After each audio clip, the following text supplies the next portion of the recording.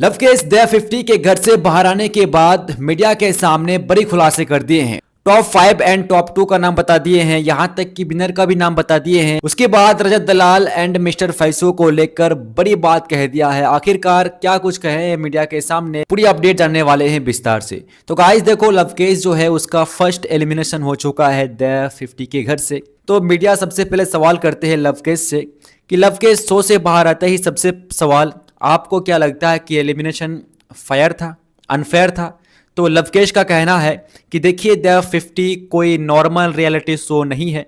यहाँ दोस्ती भी, स्ट्रेटजी भी है और कुछ दुश्मनी भी प्लान के तहत होती है। लेकिन मुझे कहीं न तो कहीं अंदाजा था कि मेरी पॉपुलैरिटी कुछ लोगों को अनकंफर्टेबल कर रही है और शायद इसीलिए हम आज बाहर है। उसके बाद मीडिया सवाल करते हैं कि शो के अंदर क्या कोई गेम चेंज था या फिर पहले से ही डिसाइड था कि भाई इसको निकालना है, या फिर पॉलिटिकल्स क्या है इसको लेकर आप क्या कहना चाहेंगे? तो उसको लेकर यहाँ पे लवकेश का कहना ये है कि ऑडियंस को लगता है कि परफॉर्मेंस के बेसिक पर सब होता है, लेकिन सच्चाई ये है कि कुछ कंटेस्टेंट्स पहले से ही पावर सर्कल में है। जो उस सर्कल में नहीं है उसके लिए सर्वाइवल मुश्किल होता है। वहीं पर मीडिया ने सवाल किया है कि आपके हिसाब से यहाँ पे भाई विनर कौन है? उसके बाद मीडिया सवाल करते हैं मिस्टर फैजल शेख को लेकर कि फैजल शेख को लेकर आपका क्या राय है? क्या घर के अंदर वो घमंडी है? किस हिसाब से वो रह रहे थे आपके साथ, किस हिसाब से पेश आए हैं, बातचीत करने का तरीका क्या है? आपके हिसाब से आप उनको किस नज़रिए से देखना चाहते हैं? तो वहीं पर जो लवकेश का कहना ये है कि देखिए, जो मिस्टर फैसू है वो तो ठीक ठाक है बातचीत करने में और इनका गेम भी काफ़ी हद तक मजबूत है और इसी तरह अगर वो खेलते रहे तो लगता है मुझे कि फिनाले तक पहुंच ही जाएंगे। लेकिन वो उनका जो फ्रेंड है अदनान शेख को लेकर उनका कहना ये है कि वो काफ़ी घमंडी है, वो अपने अक्कर में रहते हैं और हम चाहते हैं कि वो बहुत जल्द निकल जाए। उसके बाद मीडिया ने सवाल किया कि आपके हिसाब से भाई टॉप 2 कौन है, विनर कौन है? तो यहाँ पे लवकेश का कहना ये है कि अगर गेम इसी तरह चला तो विनर वही बनेगा जो फिजिकली होने के साथ साथ पॉलिटिकली स्मार्ट है। मेरे हिसाब से 2 लोग सबसे आगे हैं। एक का नाम बताया उन्होंने रजत दलाल, दूसरा का नाम बताया उन्होंने दिग्विजय सिंह राठी। उसके बाद उन्होंने कहा कि ऑडियंस चाहे जो सोचे, लेकिन मैकर्स को भी वही कंटेस्टेंट चाहिए जो टीआरपी लाए।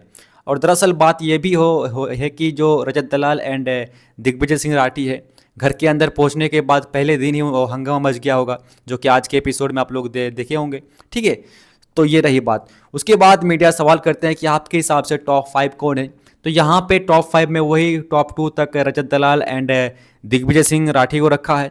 उसके बाद यहाँ पे रखा है यहाँ पे मिस्टर फैसू को। उसके बाद यहाँ पे रखा है टॉप 4 में उनका जो फ्रेंड है, क्या लक्ष्य चौधरी ना क्या नाम है, उनको रखा है। 5 नंबर पे रखा है सपना चौधरी को। तो लवकेश बाहर आने के बाद ये सारी बात कही है मीडिया के सामने, जो कि बस कुछ ही दिनों में आप सबको देखने को मिल जाएगी।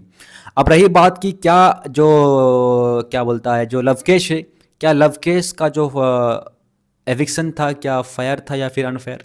तो गाइस देखो, ये अनफेयर और फेयर की यहाँ पे बात है ही नहीं है। दरअसल हुआ क्या है कि घर के अंदर जो टास्क दिए जाएंगे उस टास्क में अगर फेल हो जाते हैं तो भाई उसको निकाल दिए जाएंगे।